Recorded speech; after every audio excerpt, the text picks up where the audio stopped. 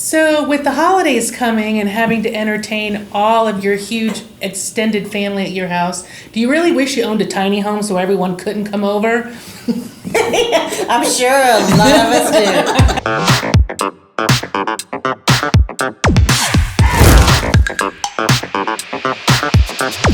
Affordable housing seems to be a crisis in the state of Florida, and something that is coming up over and over and over again are tiny homes. So I did research and I was so excited. I found Kim from Cornerstone Tiny Homes, and she is going to tell us all about tiny homes today. You know, people have assumptions on what tiny homes are. So, I want to start off, Kim, with what exactly is a tiny home? So, that definition, it depends on who you talk to. What we consider to be a tiny home, there are two different types. There are tiny homes on wheels that people traditionally think of as a tiny home. They're truly an RV in the state of Florida. They're treated as an RV. We developed a Florida building code compliant foundation-based tiny home. Our tiny homes range from 360 square feet up to 504 square feet. So, and they're all Florida building code compliant. So that's really for us what the key is. We want people to live legally and safely, but as they choose in a small home. So are they site built or are they built somewhere else, Kim? So we are a licensed Florida manufacturer of modular homes. So that means that we build in a factory. We're located in Longwood, Florida. The state requires inspections during our building process, much like a site builder would have. So an inspector comes in and does inspections at particular times. It leaves here a fully inspected home and is complete. It has appliances and everything. And then on site or on the lot where it's going, it will have a foundation prepared and that is permanently affixed to a lot. Are there any zoning requirements? There are, yes. So for Florida, I'm sure you ladies are familiar with zoning. There are different zoning rules within counties and within cities within counties. Mm-hmm. And so the things that do stop a tiny home, a foundation-based tiny home to be installed is if they have a minimum square footage requirement. Since our Florida, they're only going to allow you to use Florida building code compliant homes, but since our homes are Florida building code compliant, as long as they don't have a minimum square footage requirement, then we are allowed to put it on the lot. Sometimes homeowners associations can also obviously stop that as well. Yeah, sometimes lenders have a minimum square footages also as well to lend on. They do. Yeah, I did look into, what kind of financing we have at Van Dyke for tiny homes. And it really, it's Fannie and Freddie, and it's more about comparable sales in the area, which could be hard, but not impossible. So Yeah, what are the price ranges on these tiny homes?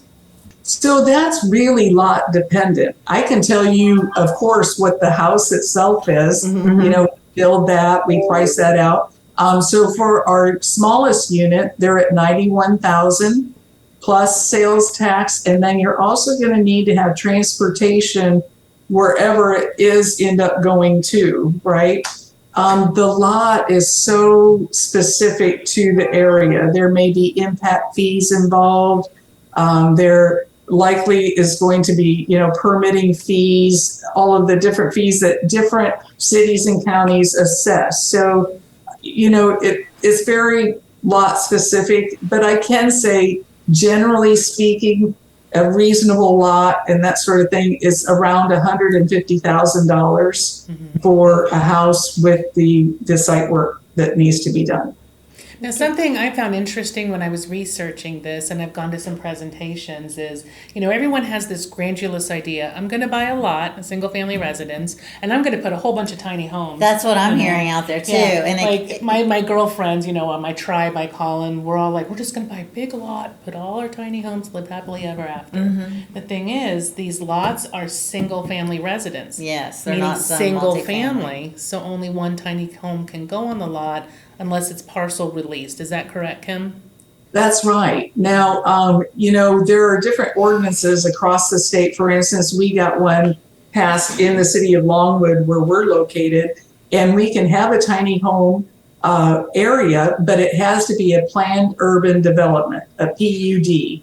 And so you're submitting a plan just like any other subdivision. They're going to require a fence around it, or security maybe, or parking permits, or that sort of thing. So it's just like any other development with like what you're saying with the residential lots. Everybody has a particular zoning classification. Typically, our homes could go on multifamily in like the scenario that you're talking about, where you and the friends just all have your own place. That usually fits into a multifamily zoning area, but you likely are still going to have to, you're obviously still going to have to pull a permit. It's still going to go under review wherever you're putting it. Oh, cool. Do you see a lot of people using tiny homes as their, because it's desirable, especially in Florida, for mother-in-law suites. And those are rarities. Those are hard properties to find, or accessory dwellings they're called. So do you find a lot of people are using tiny homes, not as like their primary residence, but an accessory dwelling to their home, as long as the HOA allows it and it can be moved and fixed? Yes, and that has really increased since COVID. There were a lot of aging parents that kids weren't able to visit, for maybe 9 months a year during that time. And it really brought up the vulnerability. I think people felt very vulnerable. So yeah, I would say, I'm looking out there now, I think we have 12 houses under construction. 4 of them are accessory dwelling units. There's even a lot of parents that have the large home that they raised their family in. And now the kids, the adult kids with their family, are moving back into the big house, and mom and dad are getting their own place in the backyard. Wow. So it's kind of a very beautiful good. thing. Interesting. Really. Instead of sticking them in the garage. Poor guys. So how long does it take to build a tiny home? So our construction time right now, with our workload, we're looking between 4 and 5 months. And then not bad. the site work and the permitting process, that is all over the board. I bet, depending on the city and county. And if we pulled a permit in an area, for instance, in Oviedo, we have 6 houses in Oviedo. The city of Oviedo has no minimum square footage requirement. Nice. So if you put a single family lot without an HOA, you can put one of our homes anywhere in the city of Oviedo. So they know us well. We've pulled 6 permits, 8 permits. I don't know what it is over there now. So it goes smoothly there. But anytime we're going into a place for the first time, it takes a while to prove that we are legitimate and they are Florida Building Code compliant.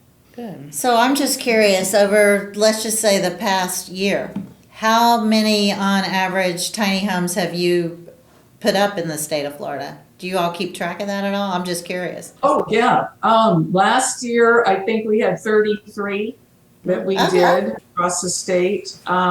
This year, we're slated for 42.